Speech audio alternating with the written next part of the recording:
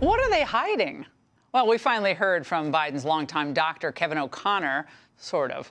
He appeared before the House Oversight Committee for his deposition regarding questions about President Biden's mental fitness. And we just got our hands on the video. Were you ever told to lie about the president's health?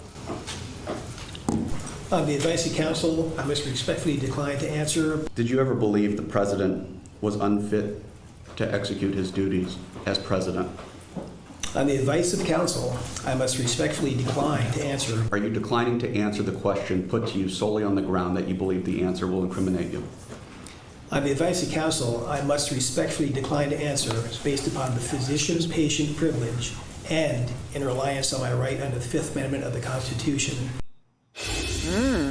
Here to unpack this is Missouri Senator Eric Schmitt of the Judiciary Committee. Senator, I know people in the Democrat Party are saying, okay, move on. You Republicans are stuck on Biden.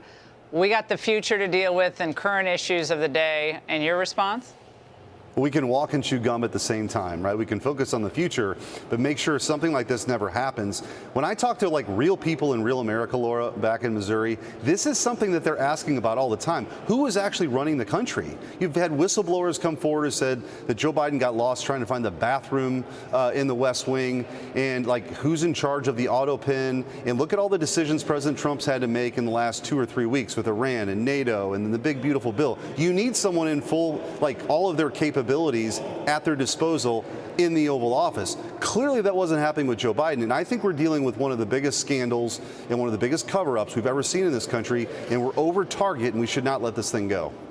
Well, we've all seen the videotape. We can rack it up of Biden, struggling to get off a stage, freezing, it would seem, as other people are moving, falling up the stairs. I mean, people slip. I get that. It's not the end of the world. But there are just too many instances. And then, of course, the disastrous debate.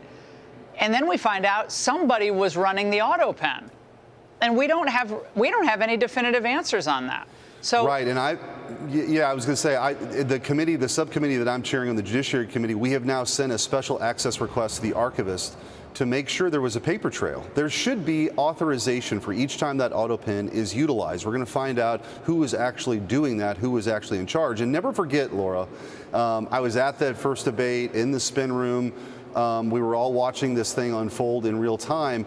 The Democrats actually wanted the American people to believe that not only was Joe Biden competent to finish his term, but that he could have another 4 years, right? And only, when that debate performance was on full display, did they sort of circle the wagons and install in a coup Kamala Harris. But they were willing to go along with this because of Trump derangement syndrome, because they were so obsessed with holding on to power. The American people deserve more than that. That can't happen. The American people deserve answers of who is actually part of this cover-up and this conspiracy to hide this from the American people. Now, we're getting more details, Senator Schmitt, about Biden himself and how aides are trying to protect him even to this day. So when a reporter was writing a book about the campaign, he got a hold of Biden's phone number a few months ago. His aides were furious. According to Axios, Tyler Pager wrote that the aides repeatedly called and texted him, blocked his number on Joe's phone, and eventually changed Biden's number. It sounds like they were afraid of what Biden might say. That's right, or what might be uncovered in a conversation. Remember, they were shielding this guy from any real press, really, any interviews. And you compare that to what President Trump has done in the first 6 months. You have open cabinet hearings. He invites people into the Oval Office to talk about the executive orders that he's signing. It's a running dialogue with the American people. That's the best way you restore trust. But what the Biden administration did was destroy that trust, and they're continuing that effort with a lot of minions around him, and they're probably trying to protect their own reputations because they knew all along this guy wasn't competent. Well, it certainly seems like there was some type of ongoing fraud upon the American people. Was it agreed upon? Was it an official thing, or was it an unofficial thing, like wink, wink, keep the old man in the pool area and don't let him come in right now? Or, I mean, we don't know how it went down, but we do know that powerful people were circling him and preventing others from getting into him. Even senators complained that they couldn't get access to the president when they wanted. Now, if a senator can't reach the president of the United States, can a cabinet secretary?